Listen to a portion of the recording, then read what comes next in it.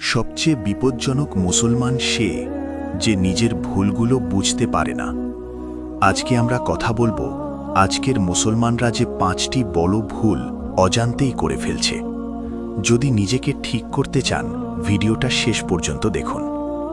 Number 1, নামাজকে হালকা করে দেখা। আমরা বলি সময় পাইনি, কাজ ছিল, ক্লান্ত ছিলাম। কিন্তু নামাজ তো সময়ের ওপর ফরজ, আমাদের সময়ের ওপর নয়। বান্দা ও কুফরের মাঝে পার্থক্য হল নামাজ। যে নামাজ ছেড়ে দেয় সে ধীরে ধীরে সব ছেড়ে দেয়। নাম্বার 2, হারামকে সহজ করে নেওয়া। সুদ সবাই খাচ্ছে, গীবত মজা করে বলছি, অশ্লীলতা টাইম পাস মাত্র। যেটাকে আল্লাহ হারাম বলেছেন আমরা সেটাকে যুক্তি দিয়ে হালাল বানাতে চাই। মহান আল্লাহ কোরআনে ইরশাদ করেন, তোমরা জেনে বুঝে সত্যকে মিথ্যার সাথে মিশিও না। নাম্বার 3, দিনের কথা শুনলে বিরক্ত হওয়া। ভিডিওতে গান এলে দেখি, কিন্তু কোরআনের কথা এলে স্কিপ করি।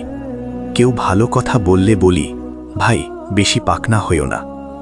দিনের কথা বিরক্ত লাগা, এটা ঈমান দুর্বল হওয়ার লক্ষণ। নাম্বার 4, গীবত ও বিচারক হয়ে যাওয়া। অন্যের দোষ আমরা মাইক্রোস্কোপ দিয়ে দেখি, আর নিজের দোষ আয়নায়ও দেখি না। রাসূল সাল্লাল্লাহু আলাইহি ওয়াসাল্লাম বলেন, গীবত হল তোমার ভাই সম্পর্কে এমন কথা বলা যা সে অপছন্দ করে। নাম্বার 5, তওবাকে পরে করার পরিকল্পনা। অনেকে ভাবে বুড়ো হলে নামাজ পড়ব, শেষে তওবা করব। কিন্তু মৃত্যু কি বয়স দেখে আসে?